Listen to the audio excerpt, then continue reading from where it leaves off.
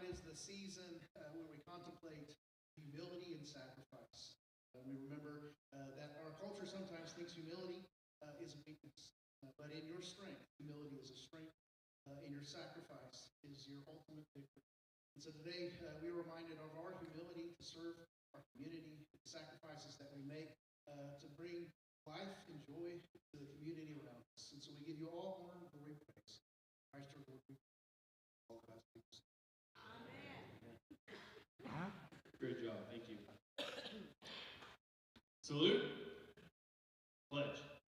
I pledge allegiance to the flag of the United States of America and to the republic for which it stands, one nation under God, indivisible, with liberty and justice for all. Let's have a really fast Rotary minute.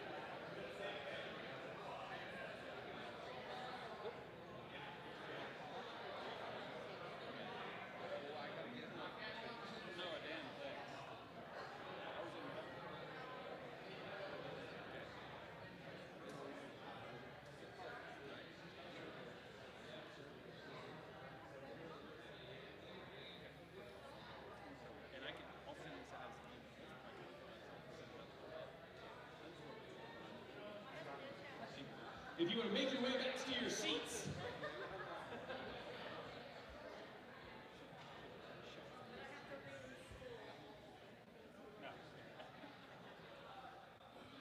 Our sergeant at arms today is Jack Weimer. And he looks ready to roll. I am ready to roll. And thank you, Mark, for that prayer. Mark, pretty good. I was going to say, I'm going to fine Mark for not sticking around after the prayer. So somebody remind Mark that he's got a $5 fine. So I'll try to be as humble as possible. I see today we have great attendance because we have a dog as our program. I just wish the dog would have sat at my table. It would have improved the conversation and raised the IQ level about 6 points as well, I'm sure. Today in history is the day that, anybody? Bueller? I didn't think so. Mahatma Gandhi started the Great Salt March. Does anybody remember that? Anybody old enough to remember that? You know, you couldn't go to the ocean and make your own salt anymore in India because the British people controlled all the salt. And you had to buy the salt from them with a high tax and shall we say a tariff. And you couldn't go make your own. So Mahatma Gandhi gathered 10,000 people and marched from wherever he was, a name I can't pronounce, all the way to the sea, picked up a bunch of sand, and then put it in some water, boiled it, and made salt, therefore broke the law, he and 10,000 other people. So 240 miles, that'd be like walking from here to the Red River to pick up the sand in the Red River. Big deal. So as a spiritual leader, he did that, and he also wanted to get rid of the British rule. And, you know, our spiritual leader, obviously, Robert Carter, so I recommended he walk to the Red River to try to do that. I'll go with you. We'll both look like Mahatma Gandhi when we get done. Okay, so have a couple of fines to pass out. Everett Eaton, your attendance has been miserable. And just the fact that you were that sick and that laid up, I don't care. Right, so that's a $5 fine for you. And the other fine I have is for Terry Webler for not paying attention. I don't know where you are, man, but you're lost in space. You're not paying attention. So anyway, get out your dollars, put $1 in. Our guests are exempt, and put $1 in the bucket because it's going to go for the scholarships. And thank you for being here today. Awesome. Thank you, Jack. Our Rotarian of the day is Todd Frank, and I have not seen Todd, so he gets to waive his time to speak. Let's give Regatta a big round of applause for lunch today. Our students of the month are back with us. Mr. Joseph Wong is here. He kind of gave us a little synopsis of him last week. And then Hannah McCrary is here. She missed last week, and I heard she is ready to give a little synopsis about what she's all up to. So she wants to make her way with Mr. Bobby Kreutz. The floor is yours. You're a lot shorter than Pat Dodson. Yeah, I've been told that. First off, thank you very much. We are in the wrapping up the end of Cow Week. Most of you know what Cow Week is out of the high school, changing our world. We have a talent show tonight at 6 p.m. If you want to come out and see that, you can come around and see the decorations of our school. And then we have a golf tournament Sunday at 1 o'clock at Patricia Island. So if you're interested in playing, come out to Patricia Island, but we can get you on the course. But I'm really here to introduce my Rotary Student of the Month. This is Hannah McCrary, so we give her a round of applause. I greatly appreciate it.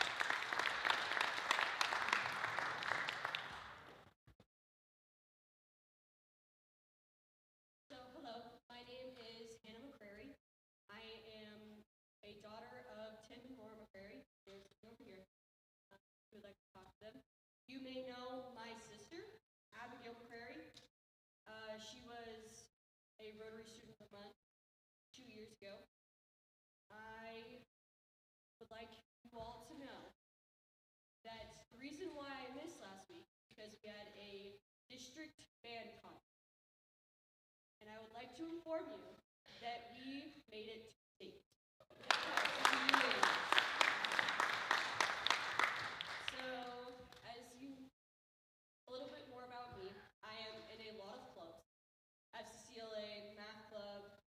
Robotics, NHS, and more. And was drum major of the Grove High School Marching Band for the past 2 years. I am vice president of our robotics team this year, and which leads me into where I'll be going to college. I am going leads my interest going to college. I will be attending the University of Arkansas Fort Smith, and I will be majoring in computer science and major specific in data analytics and AI. I have been in robotics for the past 9 to 10 years of my life, and I would like to thank you all for having me here today, and to Mr. Kreutz and Pat Dodson for having me here and giving me this opportunity. Thank you.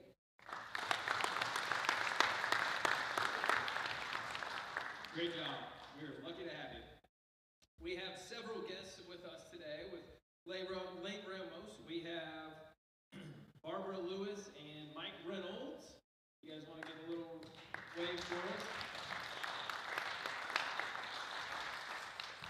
With Kelly McCorkle, we have Kelsey Galt. Also with Lee Ramos, we have Sam Smith. And then with Bobby Kreutz, we have Elliot Gear. And then with Linda Paul, we have Art Paul.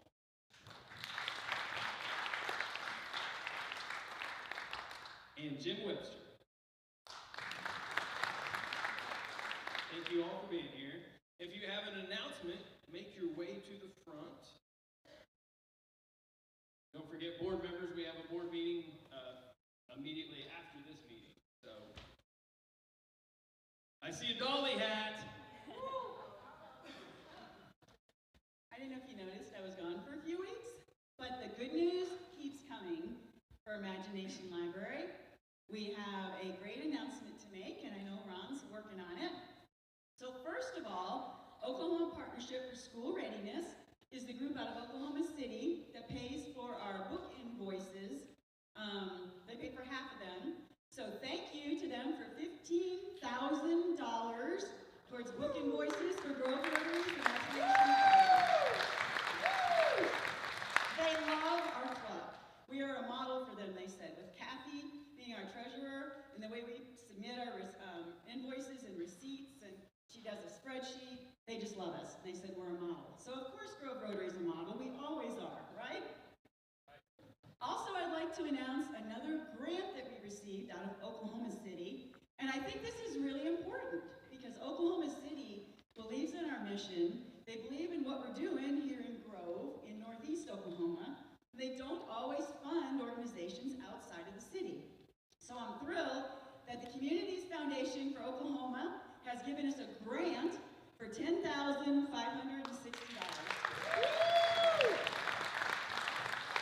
Now you may say that we're getting a lot of money, and we are. Thank you to Grove Rotarians, thank you to our committee, thank you to the community, and thank you to the grantors. Our account, which is a designated account, which means it is for Imagination Library only, can only be used for that, held by the foundation, is over $100,000 now.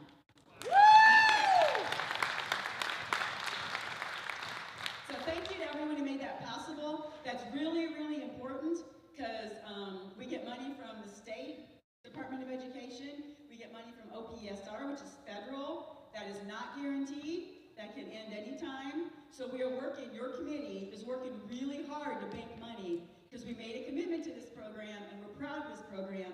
And so we're really excited to get these types of grants. So thank you. For one moment, you could be taller than I am. We're looking for a thief. Back in the back, about a year ago, we put a yellow tote box that had all the choices put. Apparently, they have cleaned up, and when cleanup took place, we don't know who or where that tote box went. So if any of you had anything to do or know where that tote box may have been moved to, please let me know. Thank you. Is that good, Mark? Will we put them in jail?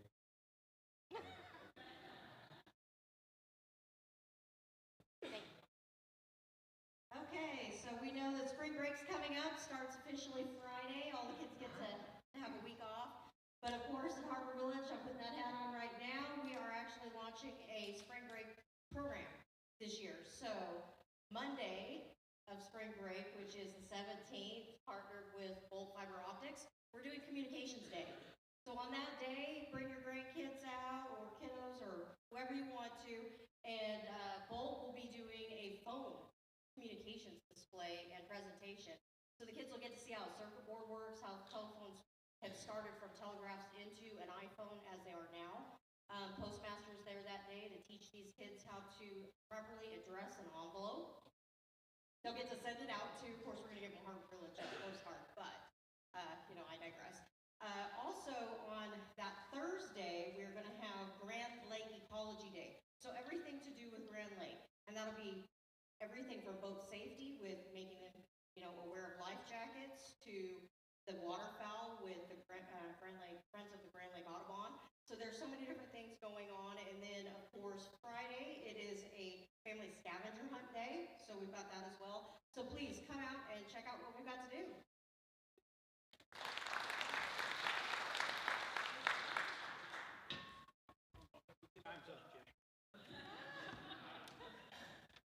Just to follow up Pauline's announcement from last week, we're going to have a Rotary Leonardwood community cleanup and job fair at Leonardwood Gardens. And this is the list of work, and the other side has some more on it, but I didn't print it.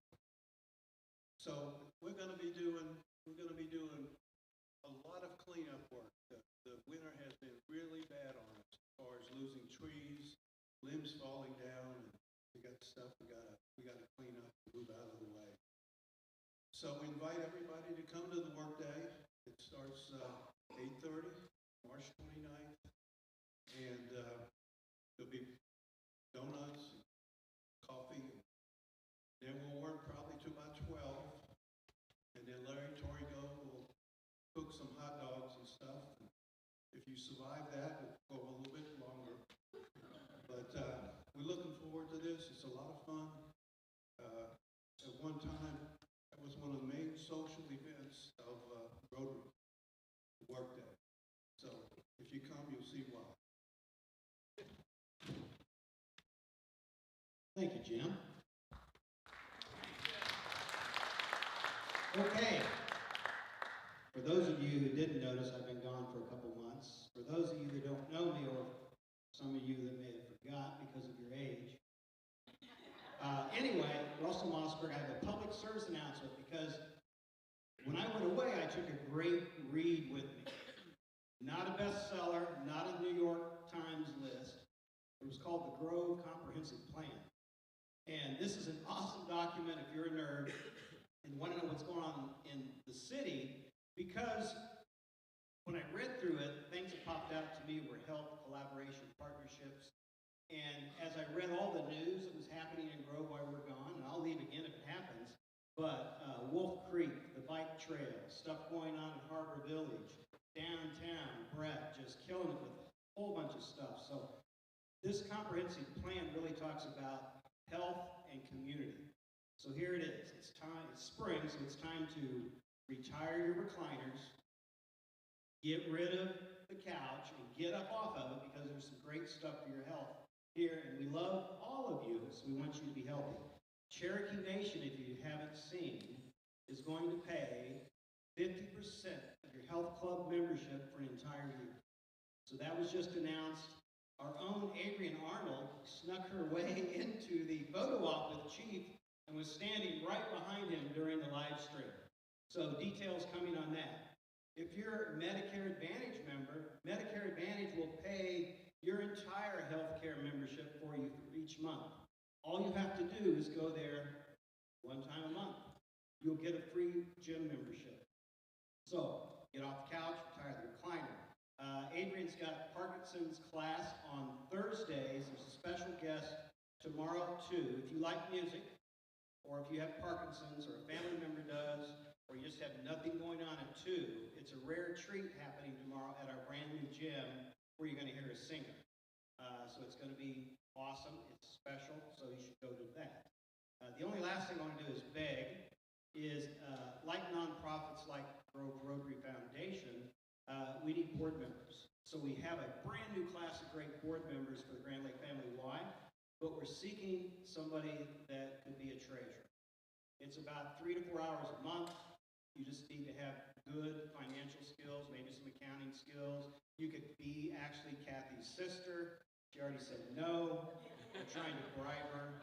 But anyway, if you are a young person that wants to get into nonprofit work, if you're a retired person who want to learn about nonprofit work, it's a great opportunity. See me, see Adrian, and go take advantage of all the stuff going on in Grove. Get off your couch, don't you, Happy? Amen. I love that. Get off the couch. All right, Miss Lee Ramos, are you ready to roll? Are the puppies ready? Who's ready to see some puppies?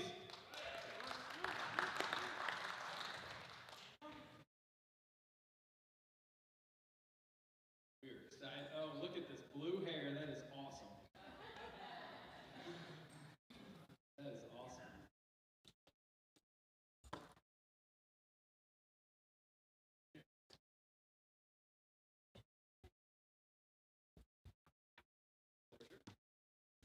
Thank you. All right. So, you can see we have a fully trained service dog. We have one in training and another one in training.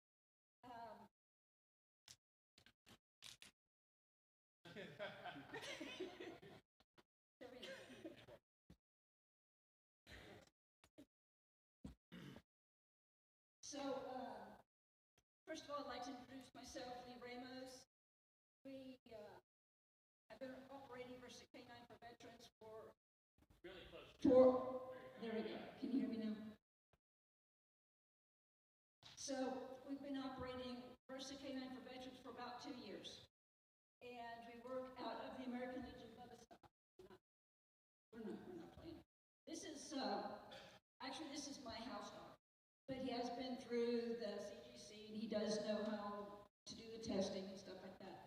My service dog is very ill, so he can't be a service dog anymore.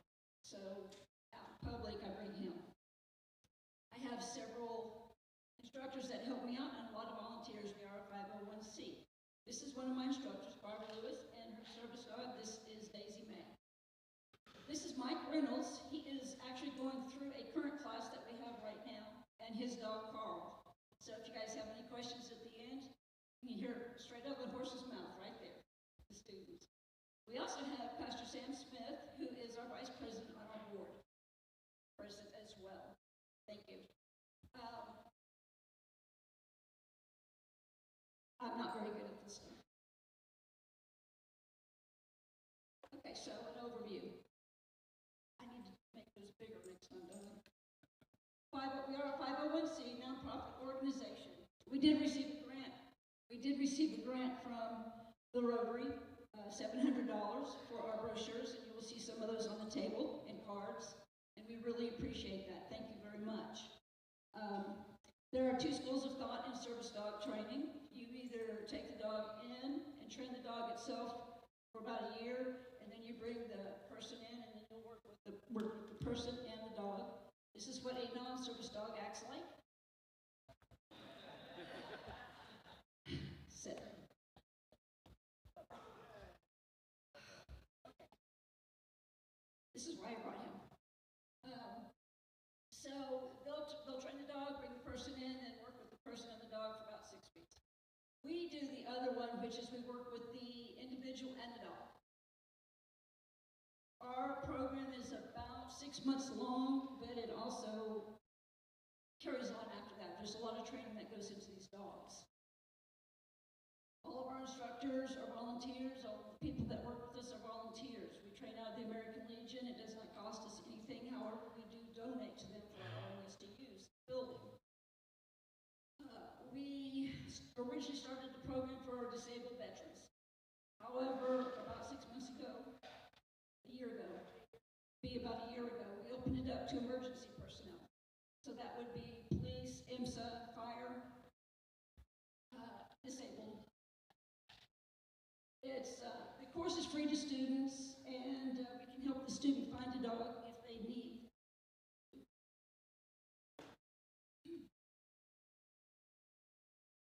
We also offer it's called Canine Good Citizenship course. It's basically manners, a good manners class to the general public. That class costs $100, and 100% of those proceeds go back into this program or the American Legion for the veterans. We don't make anything off of it. Two hands. So we fall under ADA, which is Americans Disability Act, and that is federal law that rules all of Americans with disabilities, employment, housing, all of that stuff. Underneath the ADA is, do not ask me what it stands for, IAADP. They're more of a political party, but they do fall under the ADA. This is the part of ADA that deals specifically with your service dogs. They have all the rules and the regulations for what a service dog is, how it behaves. They're the ones that say a service dog is not a peacock. You can't bring your snake into Walmart. It's a dog. A service dog is a dog. So their mission is to help the disabled with their service dogs and to keep the service dog programs going.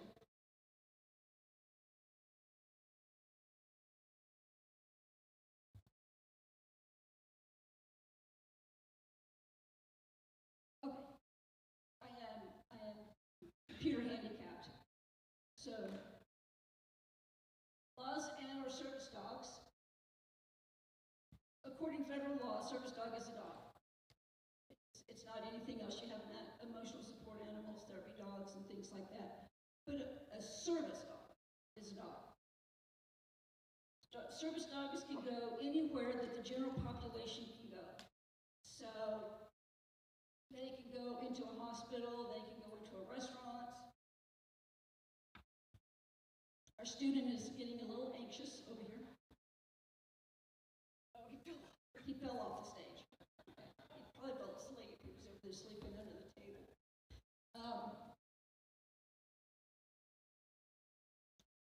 Okay, so service dogs can go anywhere the general population go. Places that they cannot go would be some place that you as a person could not go. For instance, a surgery ward, like going actually into where they're doing the surgery. A sterilization place. But restaurants, even a kitchen. Okay, that's where you work, and that's your service dog. The dog goes with you. Now keep in mind that these dogs are not up in food and stuff like that. I mean, they're positioned in a corner out of the way. Nobody steps on them. They don't get in anybody's way. These are very trained dogs. So examples of some of the tasks that the dogs can do is everything from a diabetes alert, helping people get up off of the floor, finding things in their house, picking things up for them, anxiety and panic attacks, just about anything that the veteran, I'm going to say veteran for everybody that we train, but just about anything that the veteran would need. And when we go into our task training, we talk to the individual veterans and discuss what that person individually needs. And we work with that dog and that person for that individual.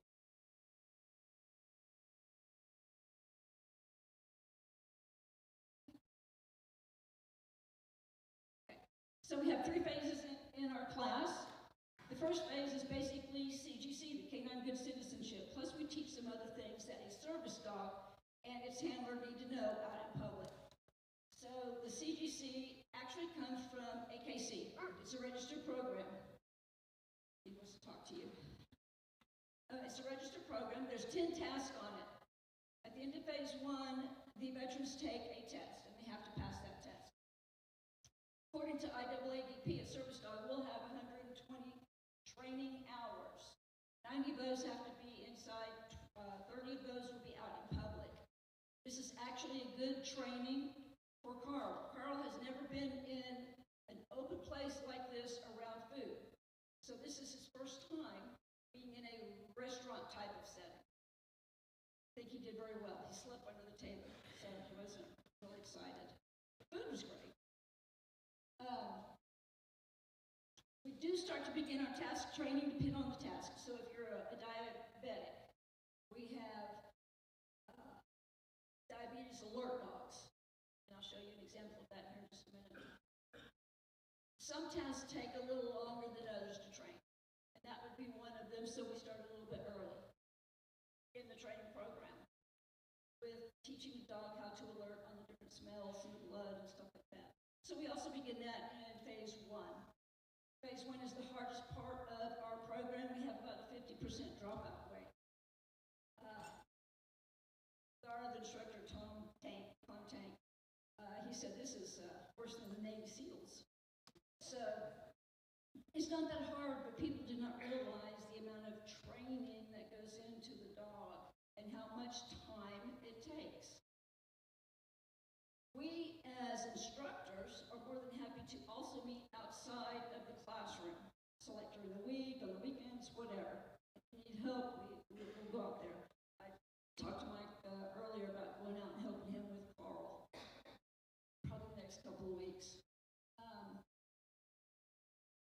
They do have assigned homework because I firmly believe that when they get out on their own, they need to be able to look stuff up. They need to be able to figure out what's going on. Of course, they always have my phone number and Barb's number and stuff like that if they need it.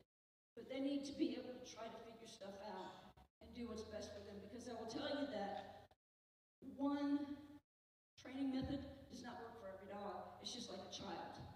And people that work with children know this. So it's beneficial to have different instructors. They have different training methods. You can ask one something. Maybe you don't even like one of us. I don't know. But there's several different instructors that you can go to, different training methods. But having homework allows veterans to go in and actually figure things that you'd be surprised at YouTube. YouTube is great. Okay, phase 2. This is another one of our current students. What's the dog's name? Dane. Stevie Nicks. Great name, Stevie Nicks. She's beautiful. We have first aid in phase 1. We actually do big first aid, broken bones, the Heimlich, everything. And so you take a dog like Daisy May, Heimlich, pretty easy. But you take a dog like Stevie Nicks and me, it's a little bit more difficult. So we have to go figure out how we're going to do this. It's a pretty big class. Anyway, phase 2, we take our CGC, the Canine Good Citizenship, out into the public. And this is where we start working in restaurants, Walmarts, shopping centers. In Grove, it's kind of hard to find different places. We only have one place in Grove that has an elevator, and that's the hospital. So we hit the hospital every time. Stairs, the bathrooms with the hand dryers. I always ask the people at Lowe's, grab one of those things that does the beep, beep, beep, beep, beep, and bring it fire dogs, things like this. So that's going to be phase 2. By the time they get to phase 2, we know we've got good dogs. And I'll be honest with you, we had started out with 12. This class? 12. No, we started out with 18.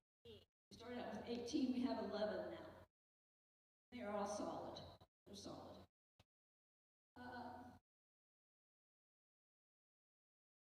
So, phase 3. Phase 3 is our specific task training. This just lists some of the tasks that they learn. And by the time we reach phase 3, our veterans have formed bonds and created friendships.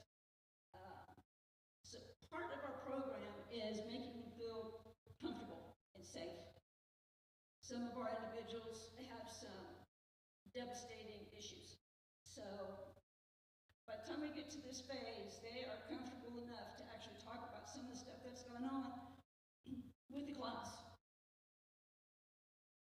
So we stop nightmares, medicine reminders, object retrievals, help you get up off the ground. I had a German Shepherd that would help me get up off the ground. This one probably wouldn't do that. Come over and lick my face. As a matter of fact, I was on a bicycle one day and I fell off and he thought I was playing. So, anyway, I've got a video to show you now. This is one of our instructors, Tank, and this is his dog Mouse. Now, Mouse is trained to of the time at first, the diabetic doesn't really know what the dog's doing because these dogs are trying not to get up on you and stuff like that. But, so they were out camping one day. Go ahead.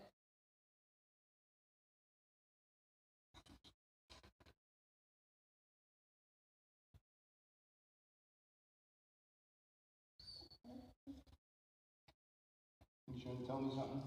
Hmm?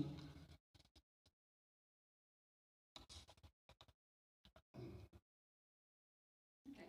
So his blood sugar was 60. So this is what they do. Now, on our diabetes dogs, know that it's not just your blood sugar that they hit on. If you're sitting in a clinic and you've got 5 other diabetics in there, and one of them has low blood sugar, the dog is going to go over there and hit on them as well. So it's pretty funny to watch because the guy's like, "Is your dog always this friendly?"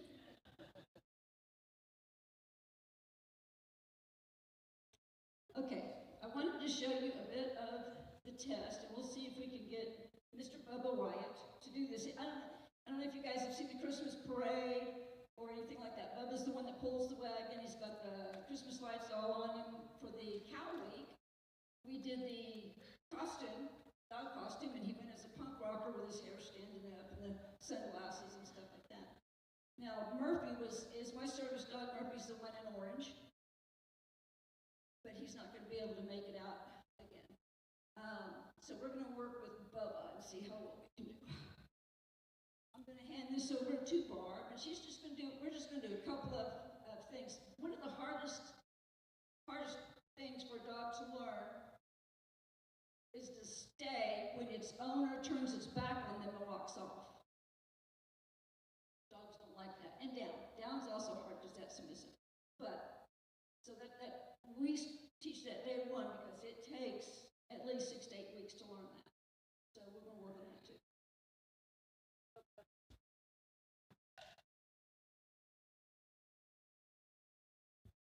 Okay, so the first part of the test is accepting a friendly stranger, sitting politely for pets, and appearance and grooming. Mom's talking to somebody. So we bring the dog out.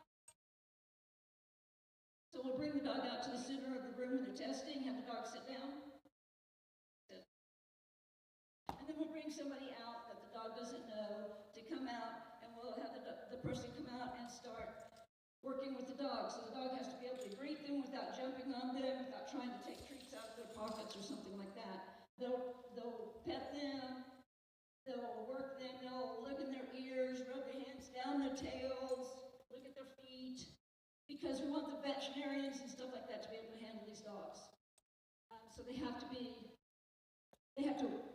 well received by everybody, and they have to receive everybody.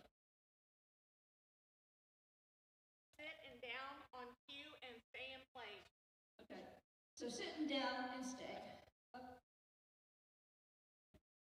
So we'll bring them out to the middle of the room. Sit. Sit. Down. Stay. And then we walk off. And he stays. Good boy, Bubba. This helps us out when we're in the grocery store and stuff like that. The next one is come when called. Another one that's really hard is recall. Most of you who have a dog will know that sometimes the dog just completely ignores you. Or the dog will look at you, if it had fingers, it'd flip you off and turn around and run. Sit. Sit. Stay. So we teach our dogs to stay where we place them, and then come when we call them. Bubba, come. That's a good boy.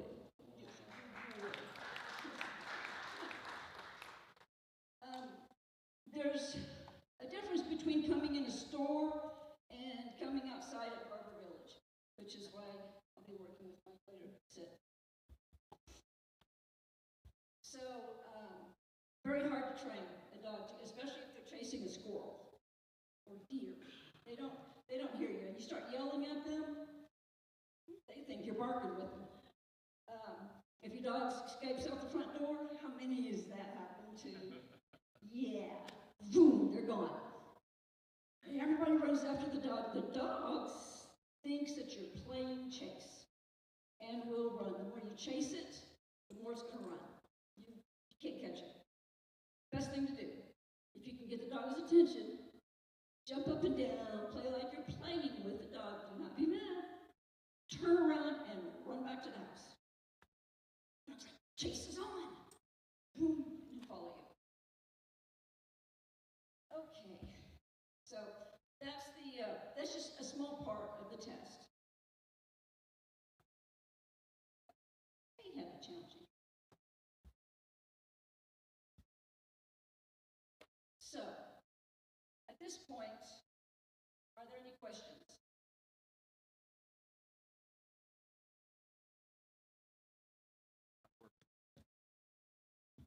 Test, test. How long is the $100 Good Samaritan or whatever you call it class for the dogs? It's a 6-week class. It meets on Sunday afternoons at 4 o'clock at the American Legion for an hour. And you learn all the 10 tasks. It still involves a lot of work on your part. Okay. But yeah, at the end, you actually have a form if you want to take the test. It's voluntarily. If you pass, then I'll sign it all up and put my number on it and stuff like that. You can send it in and get an AKC certificate showing the dog passed. Do the veterans bring the dog to you, or do you bring the dogs to the vet? Both. So some of our veterans have dogs. We do prefer the dog be between 2 and 4 years old. There's a lot of training that goes into them. When we are finished with these dogs, they're worth $35,000 to $50,000. They need to last a while, so we don't want to start with a 10-year-old. So if they don't have a dog, we can help them find one depending on what they need. Great Dane, if it's a bigger person that needs help getting up out of a chair or not. Once the dog is trained, what is its typical service like?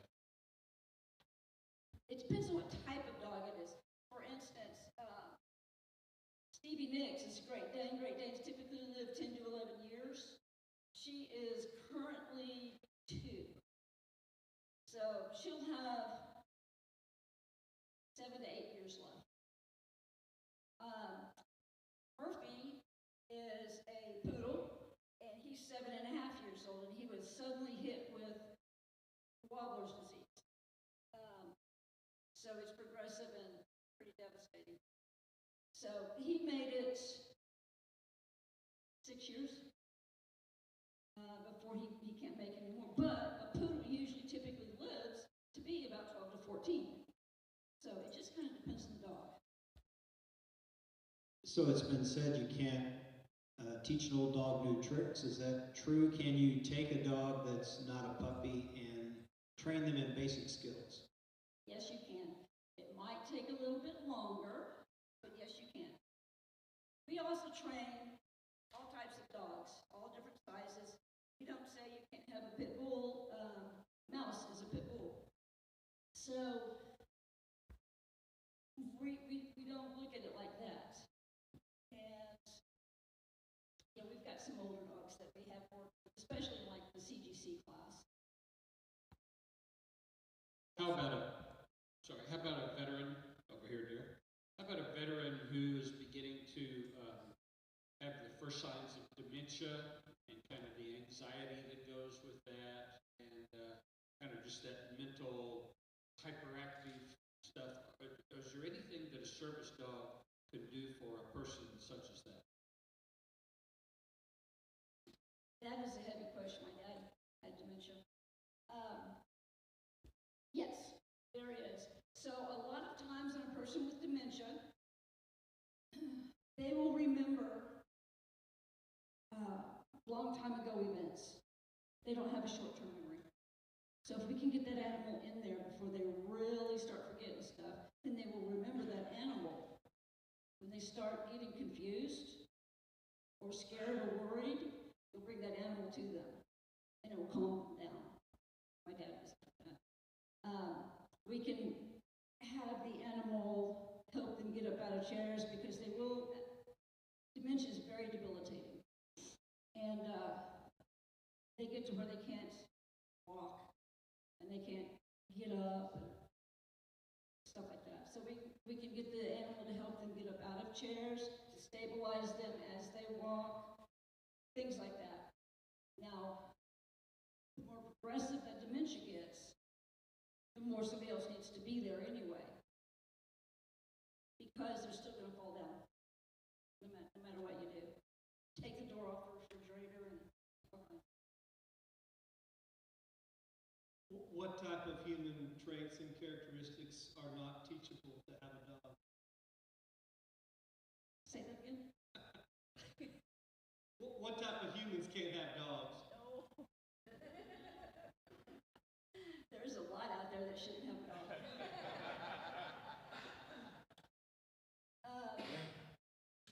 Your dogs, these service dogs are with you every single minute.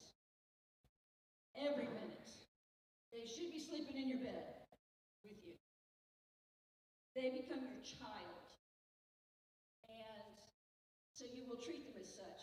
Now, if you're an abusive person, whether it's neglectful or physical, no, you shouldn't have a dog. I will tell you that we like to meet our veterans, if possible, before class, and the dogs, and have a little conversation and see how they are. And just kind of treat them and see if you think they'd be a good fit for class. There are some that aren't, and they don't come to class. But I can't take the dog away. Unfortunately. Obviously, all this service dogs on airplanes. What is the airline policy as far as the dog is large, like your dog, as far as a seat? Large seat for the dog, or? Very good question. So, no, same thing with the Housing Act. If you've got an apartment that says no dogs, your dog is allowed there and they can't charge you anything for it because service dogs are considered a medical device. They're not a dog.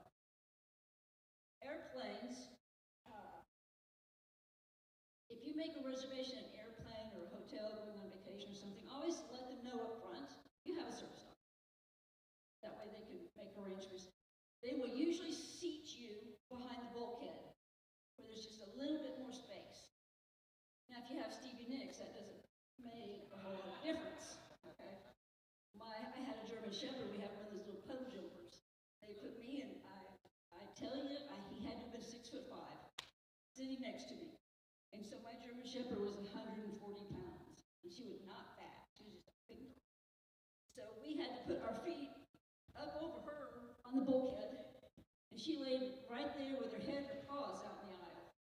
So, but they can't charge, because this is your medical device that you're taking with you. It's federally protected. Anything else? Anyone else? Let's give Lee a big round of applause for her team and helping shoot around with her. It's awesome. Thank you so much. Great job. That's awesome. Who doesn't love this blue hair? This is absolutely awesome. Has it? I love it. Blueberries. Thank you so much. Anybody else got any announcements for the good of the cause? Remember, we've got a board meeting immediately after this meeting. We're going to stack the chairs 8 high, and we're going to put out 7 metal chairs if everybody wants to stand for the 4-way test. Elliot left, but I was told that Elliot is actually, Elliot Gear that came with Mr. Kreutz is actually on the basketball team for the United States Coast Guard Academy. And she was a valedictorian last year too, I believe. Let's give her a round of applause, and Bobby can let her know that. Got that information a little late, but we want to recognize that. So let's do the 4-way test and all the things that we think, say, or do. Is it the truth?